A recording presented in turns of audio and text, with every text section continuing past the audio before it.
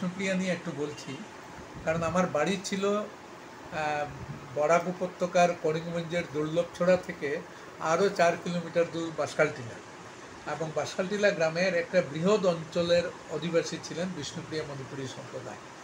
এবং স্কুলে সেই মানে পাঠশালা স্কুল থেকে শুরু করে মেট্রিক পর্যন্ত আমার সমস্ত বন্ধুবান্ধব ছিল বিষ্ণুপ্রিয়া, এবং তখন আমি বিষ্ণুপ্রিয়া মাতৃভাষার মতো জানতাম, আর মানে অভিনয়ও করেছি বিষ্ণুপ্রিয়া। এখন দীর্ঘ প্রায় 50 বছর হয়ে গেছে, মানে ওই যোগাযোগ একেবারে বিচ্ছিন্ন। কাজেই আমি এখন আর বিষ্ণুপ্রিয়া বলতে পারি না, কিন্তু ওখানে মানে হঠাৎ কাউকে, যেমন একদিন বাসে যাচ্ছি, দুইজন বিষ্ণুপ্রিয়া কথা বলছেন, আমি তাকাচ্ছি, হঠাৎ ওরা আমাকে বললেন তৃতীয় আমার বাঙাল গ। হ্যাঁ, তো তখন আমি জিজ্ঞেস করলাম যে ঘরতে ঘুমপেই, হ্যাঁ, তো একটু কথা হলো। মানে বেশি বলি না, কারণ অসমিয়া ঢুকে যায়, কারণ এতদিন ধরে বলিনি। এই কয়েকদিন আগে আমাদের ডিলস লক্ষেন্দ্র সিনহা একটা অভিধান করেছেন, তা আমাকে দিলেন এর ভূমিকা লিখতে। তা আমি দেখলাম যে বিষ্ণুপ্রিয়ায় লিখতে পারবো না এখন, কারণ একেবারে মানে হয়ে গেছে। তা আমি লিখে ওনাকে দিলাম, উনি ওটা বিষ্ণুপ্রিয়া করে ভূমিকাটা করেছেন। এখন একটু বলি যে বিষ্ণুপ্রিয়াদের সম্পর্কে একটু বলি। প্রথম হচ্ছে যে বিষ্ণুপ্রিয়ারও বৈষ্ণব, এবং আমাদের ওখানে রাখাল মেলা হতো, ওখানে রাস হতো, এবং ওখানে পদকীর্তন হতো, এবং অনেক বিষ্ণুপ্রিয়া ছিলেন, সেই মানে পদকর্তারা ছিলেন বিষ্ণুপ্রিয়া, এবং ওখানে রামায়ণ হতো পালা, এবং সেখানে বিষ্ণুপ্রিয়া ছিলেন। এখানে রসিকতাও হতো, হ্যাঁ, খুব আর বিষ্ণুপ্রিয়া ভাষার একটা বৈশিষ্ট্য আমি শুধু বলি যে ভারতীয় আর্য ভাষা যত পশ্চিম দিক থেকে পূর্ব দিকে এসেছে তত কোমল হয়ে গেছে, মানে মিষ্টি হয়ে গেছে। যেমন আমরা যদি লাহোরে আমরা ট্রেনে উঠি, তখন ওখানকার ভাষা, কারণ ওখানে ওরা ভাত খায় না, রুটি টুটি এগুলো বেশি খায়, এই জন্য ভাষা খুব রুক্ষ। ওরা বলবে রোটি গোস্ট, রোটি গোস্ট, রোটি গোস্ট। যেই আমরা আরও পূর্ব দিকে এসে যেই পাঞ্জাব পেলাম, ভাষা একটু কোমল হলো, ছোলে ভটেরা, ছোলে ভটেরা, ছোলে ভটেরা। আরও যখন আমরা চলে এলাম বেনারসের পূর্ব দিকে যখন এলাম, ভাষা কোমল হয়ে গেল, হ্যাঁ, সামোসা সামোসা সামোসা, চায় গরম চায়। ঠিক এইভাবে আস্তে আস্তে আমরা দেখবো যে বাংলার তুলনায় অসমীয়া ভাষাটা একটু মিষ্টি। বাংলায় বলবে আজকে এত বৃষ্টি আমি বেরোতে পারবো না, অসমীয়াতে বলবে আজি ইমান বরষুণ, আজি ওলাবই নোয়ারু হে। ঠিক এইভাবে গেলে কাছাড়ে যখন গেলাম, তখন কাছাড়ের বাংলাটা আরেকটু মিষ্টি হয়ে গেল, আইন আইন কিতা খবর বলান। ঠিক তদ্রুপ বিষ্ণুপ্রিয়া মণিপুরী ভাষাটাও ওই সূত্র মেনে একেবারে কোমল ভাষা।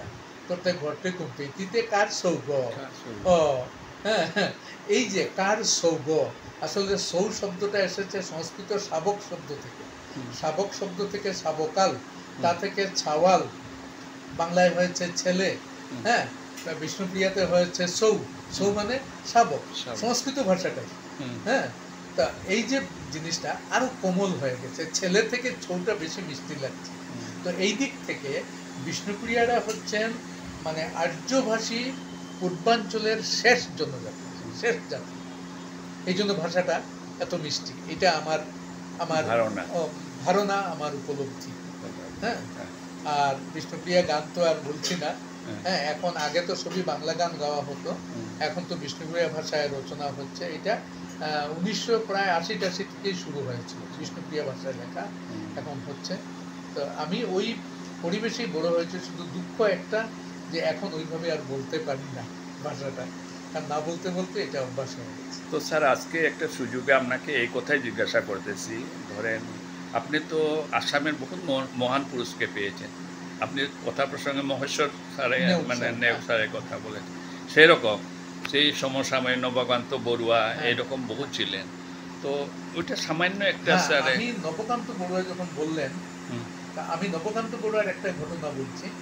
আমি পন্ডিচেরিতে ছিলাম 1 মাস, সেখানে ভারতবর্ষের বিখ্যাত পণ্ডিত শিশির শাস্ত্রী স্যার, শিশির ঘোষ, যিনি অক্সফোর্ড ইউনিভার্সিটিতে লেকচার দিতেন, যিনি কেমব্রিজে লেকচার দিতেন। শিশির ঘোষ স্যার বিশ্বভারতী ইউনিভার্সিটির ইংরেজির অধ্যাপক ছিলেন। স্যারের সঙ্গে আমার পরিচয় হলো, স্যার আমাকে বললেন তুমি কি ইংরেজি জানো? এবং স্যারের সামনে ইংরেজি বলার সাহস নেই কার। আমি বললাম না স্যার, আমি তো বাংলা নিয়ে পড়েছি। উনি বললেন নবকান্ত বড়ুয়াকে চেনো? তাই বললাম হ্যাঁ স্যার, উনি আমাদের কটন কলেজের ইংরেজির অধ্যাপক। বলছেন নবকান্ত আমার স্টুডেন্ট, ও আমার কাছে এলে ইংরেজিতে কথা বলে না, বাংলায় কথা বলে। তার 1 মাস পরে একটা অনুষ্ঠানে নবকান্ত বড়ুয়া স্যারের সঙ্গে আমার দেখা। আমি স্যারকে বললাম, স্যার আপনার স্যারকে পেয়েছিলাম। বলছেন আমার স্যার কে? আমি শিশির ঘোষ স্যার। বলতে সঙ্গে সঙ্গে তিনি মাথায় হাত লাগালেন। আমি বললাম স্যার আপনি নাকি ওনার সঙ্গে ইংরেজিতে কথা বলেন না? উনি আমাকে বললেন তুমি পাগল হয়েছ নাকি, শিশির ঘোষ স্যারের সঙ্গে আমি ইংরেজিতে কথা বলবো? আমি গেলে বাংলাতেই কথা বলবো। তো এই এই স্যার যে নবকান্ত বড়ুয়া স্যার, যিনি আসামের একজন নামকরা ইংরেজি ইংরেজি ভাষার পণ্ডিত, তিনি বলছেন যে আমি শিশির ঘোষ স্যারের সামনে ইংরেজিতে কথা বলি না। এই সমস্ত কিছু আমাদের শিক্ষণীয়।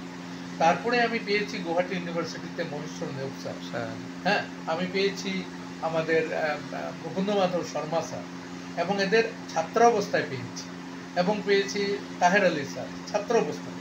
পরে যখন ইউনিভার্সিটিতে এলাম, তার আগে মহেশ্বর নেওগ স্যার রিটায়ার করেছেন, স্যারের সঙ্গে কথা হতো, স্যার সবসময় আপনি আপনি বলতেন। এই তিনজন, Mukundamadhab Sharma sir, Maheswar Neog sir, Taher Ali sir, এরা সবাই আপনি বলতেন। আমরা হাত জোর করে বলতাম স্যার আমরা স্টুডেন্ট অবস্থায় পেয়েছি, আমাদের আপনি বলবেন না। এরা কোনোদিন তুমি বলেননি। এইটাও এদের কাছ থেকে একটা বিরাট শিক্ষণীয়, আমরা শিখে নিলাম যে সবাইকে আপনি বলতে হবে। যে স্যারদের ক্লাস করিনি, কিন্তু এই জিনিসগুলো শিখেছি স্যারদের কাছ থেকে। হ্যাঁ, যে নেওগ স্যারের ক্লাস করিনি, কিন্তু এইটা আমার কাছে একটা বিরাট প্রাপ্য যে স্যারের সান্নিধ্য।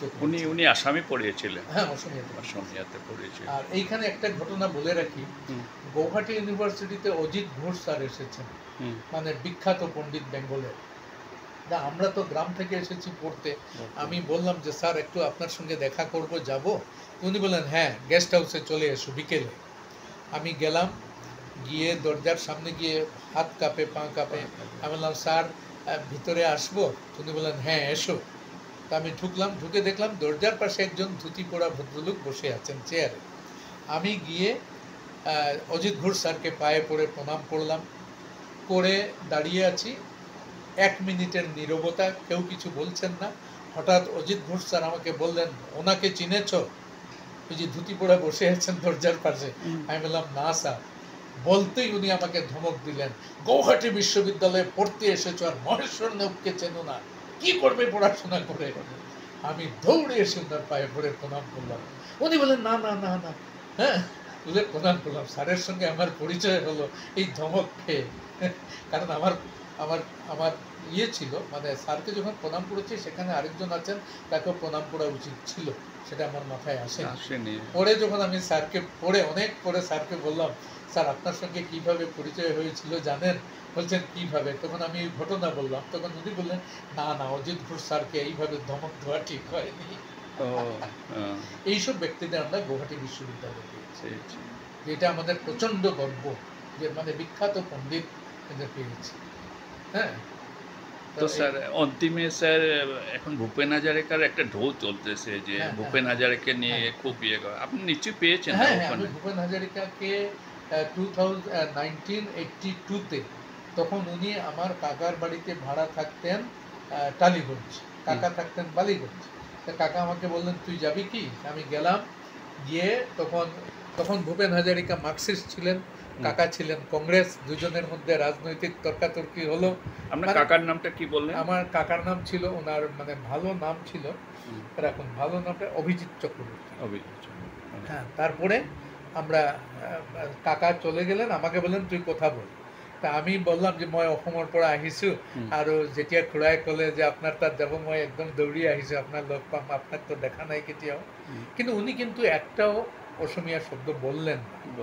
আমাকে, আমি দীর্ঘ প্রায় 8 ঘন্টা সময় ছিলাম, অনেক বিষয় নিয়ে আলোচনা হয়েছে। উনি গৌহাটি বিশ্ববিদ্যালয়ে উনি এক সময় ছিলেন টিচার হিসাবে, এগুলো সব বললেন, তার মুখ থেকে শুনলাম, কিন্তু অসমীয়া বলেননি। তারপরে আমি বাধ্য হয়ে বাংলাতে চলে এলাম।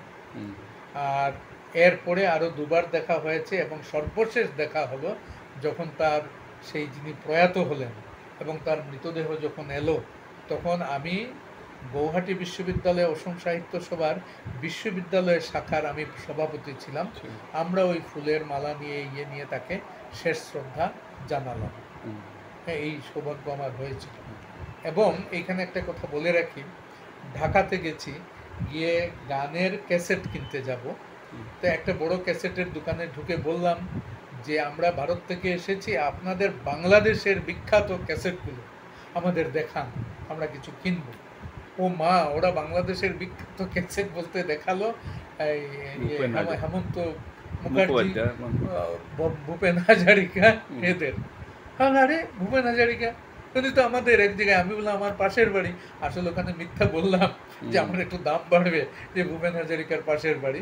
তো দেখলাম ওখানেও তিনি মানে হেমন্ত মুখার্জি সবার সঙ্গে উনিও সেখানে টপে আছেন, বাংলাদেশে বেস্ট গায়ক হিসেবে উনি রয়েছেন। এবং পরবর্তীকালে তিনি বাংলাদেশের সবচেয়ে যে বড় সম্মান সেটাও তিনি পেয়েছেন। এটা আমাদের অসমবাসীর একটা বিরাট গর্ব। এই আর কি। তো ধন্যবাদ স্যার, আজকে আপনাকে এত বহুত ভালো লাগলো স্যার।